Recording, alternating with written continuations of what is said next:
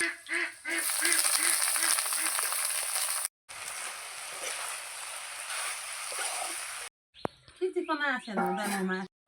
guys, welcome back to my YouTube channel. আজি মই বনাম একেবাৰে গাঁৱলীয়া একেবাৰে সিম্পল আৰু ঔষধি গুণযুক্ত ৰেচিপি। এয়া দেখিছেনে কি ছিঙি আছো? এয়া মানে মই ছিঙা নাই, মায়ে ছিঙিছে। আজি বনাম ভেদাইলতা আৰু নৰসিংহৰ সৈতে আলুৰ লগত ভাজি। সদায় সদায়নো একেখিনি দাইল আলু সেই মাছ মাংস শাক পাচলিকে কিমাননো খাম নহয়নে?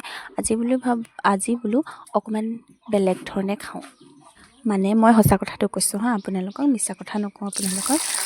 মানে আজি আমাৰ ঘৰত পাচলি নাছিলে, আৰু ঘৰত এনে পাচলি আছে, ঘৰত খেতি কৰা পাচলি যেনে জাতিলাও বিলাহী বেঙেনা কবি সেইবিলাক আছে, কিন্তু ঘৰত থাকিলে খাবলৈ মন নাযায়, হয়নে নহয় বাৰু?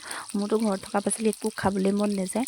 সেইকাৰণে বোলো আজি মানে এনেকুৱা এটা ৰেচিপি বনাওঁ যিটো মানে ঘৰতে পাওঁ, কিন্তু অকণমান খাবলৈ এক্সট্ৰা অৰ্ডিনেৰী হয়, মানে অকণমান বেলেগ ধৰণে খাওঁ। সেইটো কাৰণে আজি মানে ভাবিলোঁ ভেদাইলতা আৰু নৰসিংহ আলুৰ লগত ভাজি কৰি খাওঁ, আৰু সেইকাৰণে আপোনালোকৰ আগতো শ্বেয়াৰ কৰিছোঁ। আৰু যদি আপোনালোকে মোৰ ভিডিঅ' চাই ভাল পায় তেনেহ'লে প্লিজ ছাবস্ক্ৰাইব কৰি যাবলৈ নাপাহৰিব দেই।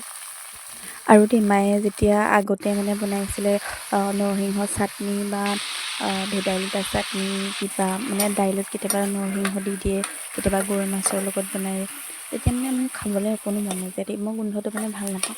কিন্তু এতিয়া মানে কুমলীয়া পাত যিহেতু এতিয়া বাৰু সেইটো বাৰু নকওঁ, কিন্তু এতিয়া মানে যেতিয়া মই এনেকৈ বনাই খাইছোঁ, বিশ্বাস কৰক মই বিৰাট ভাল পাইছোঁ খাই।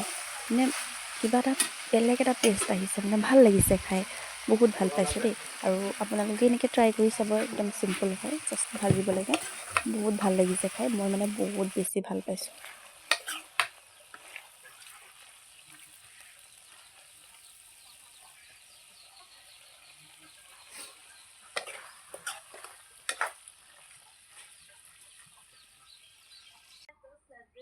মানুহ আহি পেলাই ৰখি থাকিবই।